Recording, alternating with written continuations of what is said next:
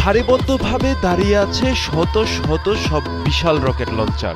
৬০০ millimetre ক্যালিবারের এই multiple rocket সিস্টেমগুলো truck চালিত মোবাইল প্ল্যাটফর্মে বসানো। লঞ্চ টিউবগুলো তাক করা আকাশের দিকে, পাশে ভারী সামরিক যান, সাজোয়া ইউনিট আর সামরিক কুচকাওয়াজের কড়া শৃঙ্খলা, যেন বুঝিয়ে দিতে চাচ্ছে এখনই যুদ্ধের জন্য প্রস্তুত উত্তর কোরিয়া। মঞ্চে দাঁড়িয়ে অভিবাদন গ্রহণ করছেন কিম জং উন, যিনি পরিচিত রকেটম্যান হিসেবে। পুরো দৃশ্যটি যেন একটি শক্তি প্রদর্শনের মহড়া। বন্ধু ইরান যখন বিপদে, তখন কি এভাবেই বার্তা দিতে চাইল পিয়ংইয়ং? এর মাধ্যমে স্পষ্টতই হুমকির মুখে পড়তে যাচ্ছে দক্ষিণ কোরিয়ার মার্কিন ঘাঁটিগুলো। কিমের অস্ত্র ভান্ডারকে সমৃদ্ধ করছে এই ৬০০ millimetre multiple rocket launcher system, যা পারমাণবিক ওভারহেড বহনে সক্ষম। কিম এটিকে কৌশলগত মিশন সম্পন্ন করার উপযোগী বলে বর্ণনা করেছেন।